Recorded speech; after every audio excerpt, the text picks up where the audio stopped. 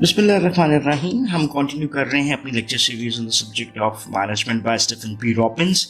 Last lecture जो था उसमें हमने बात की थी कि हमारे पास टाइप्स ऑफ प्रॉब्लम्स क्या होती हैं और उसके मुताबिक हमारे पास टाइप्स ऑफ डिसीजंस क्या होते हैं।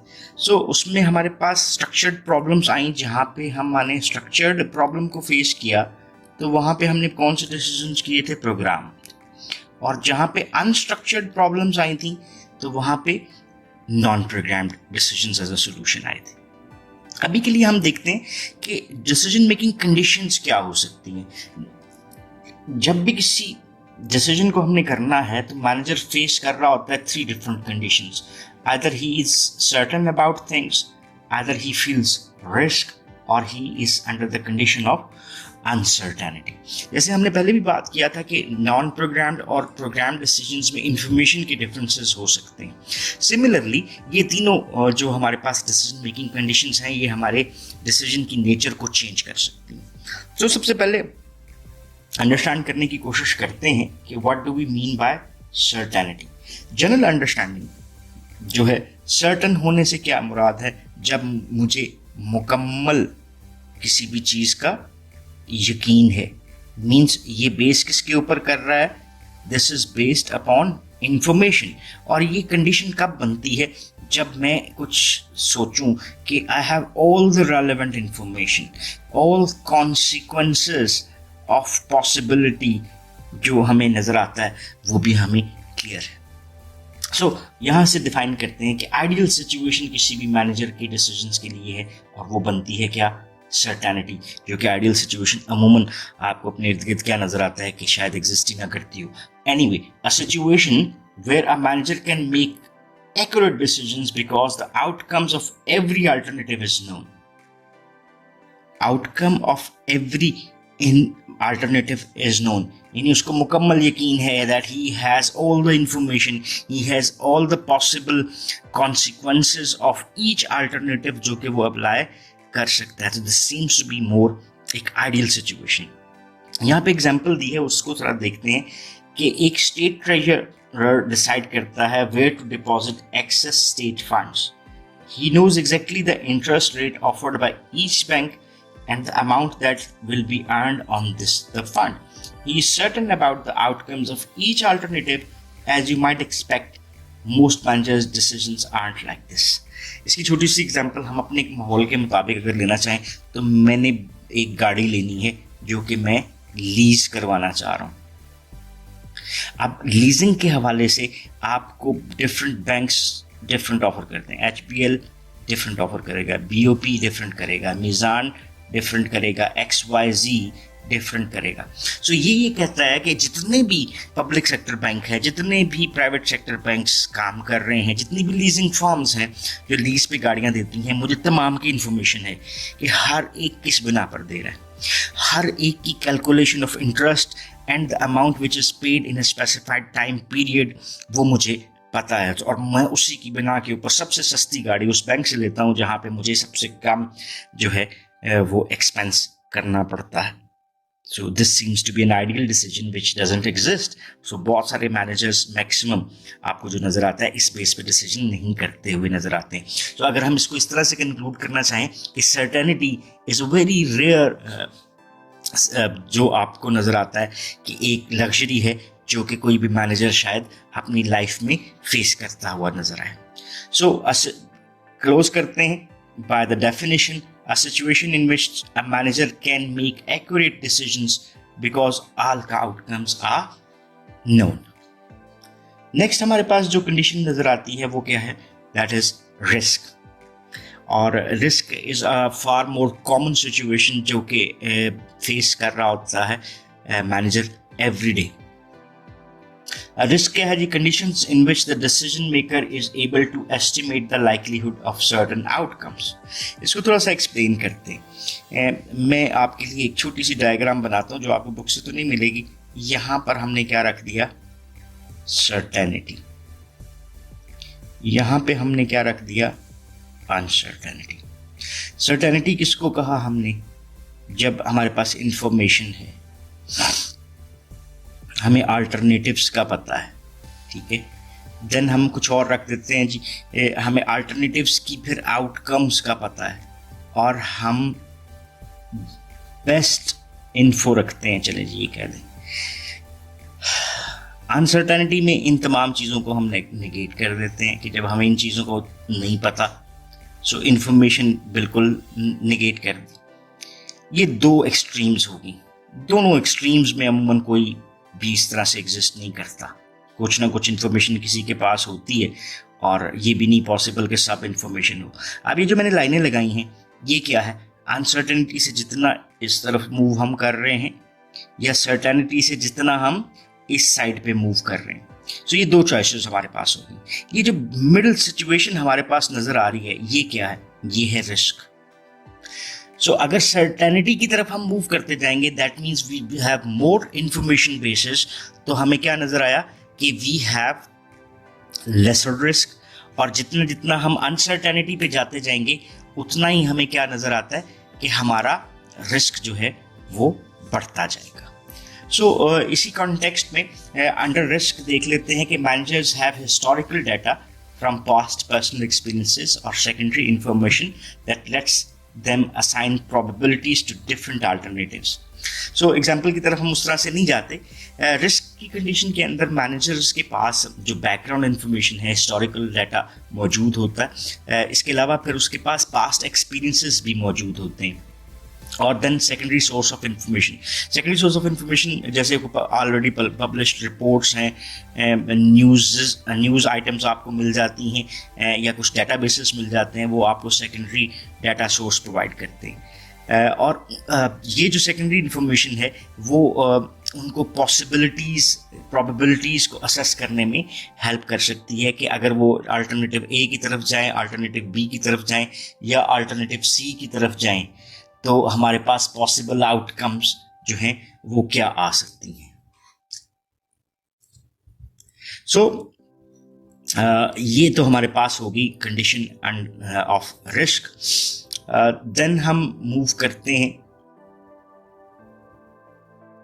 अपने थर्ड ऑप्शन की तरफ, और वो क्या है? दैट इज हमारे पास अनसर्टेनिटी।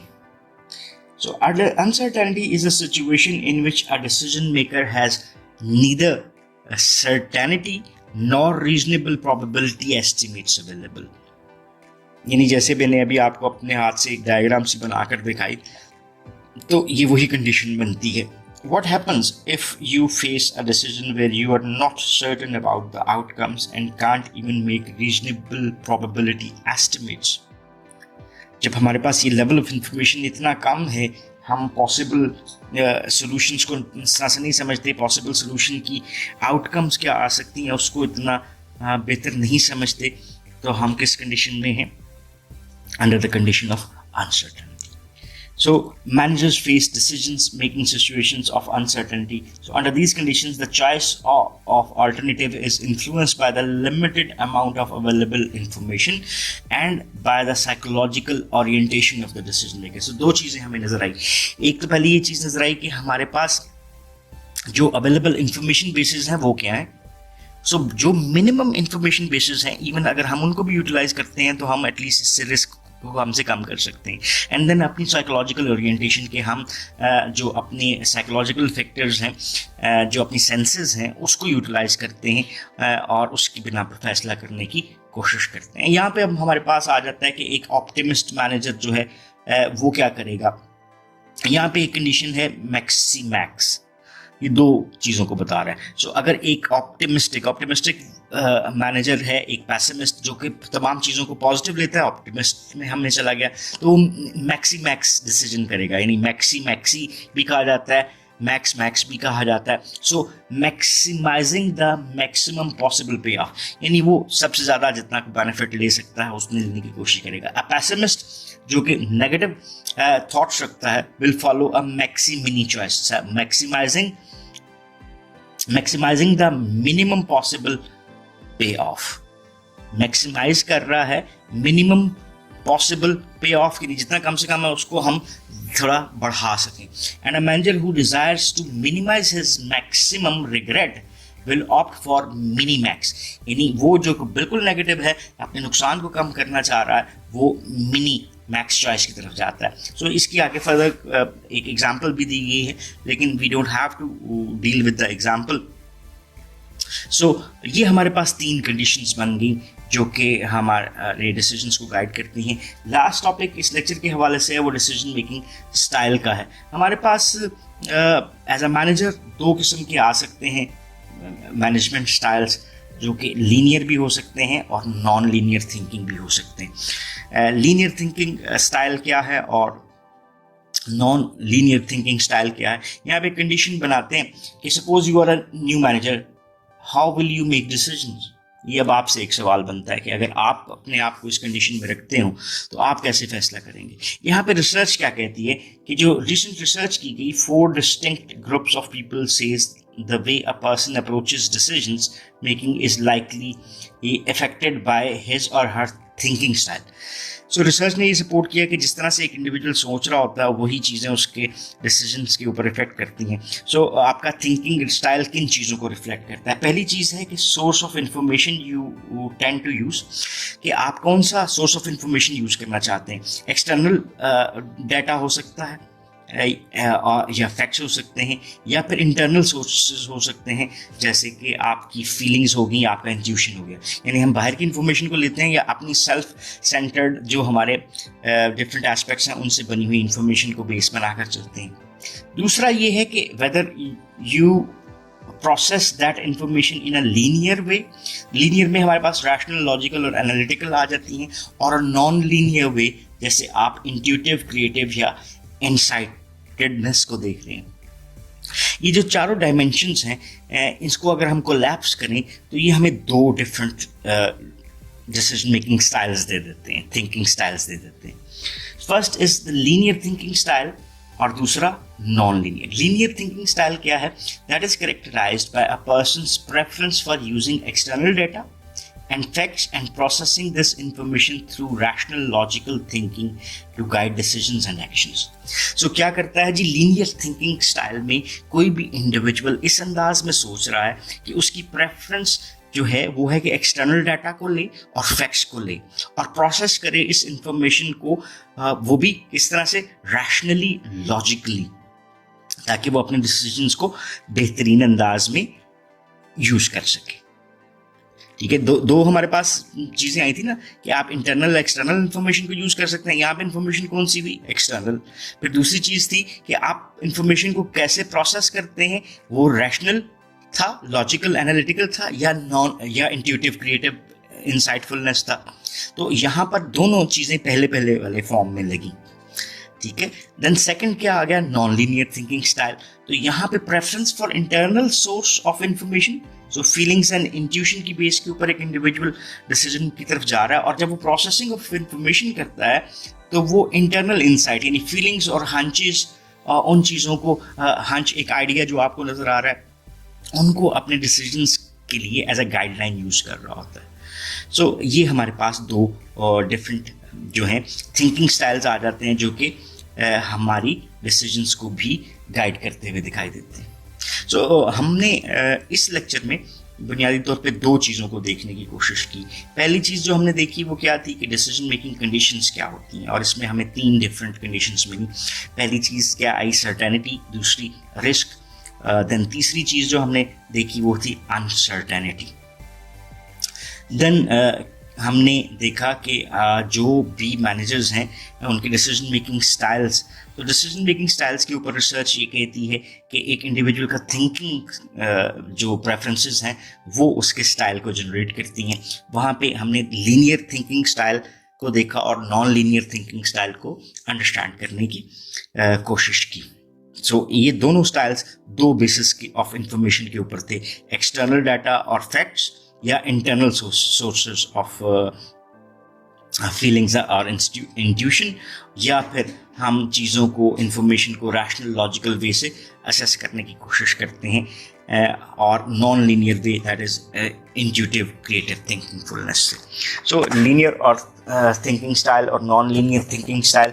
सो यहाँ तक हम अपने लेक्चर को रखते हैं और क्लोज करते हैं. If you still have any questions और queries, you can ask in the comment section and we would definitely love to answer those. So once again, thanking you for this for watching this lecture. Have a nice time. Allah Hafiz.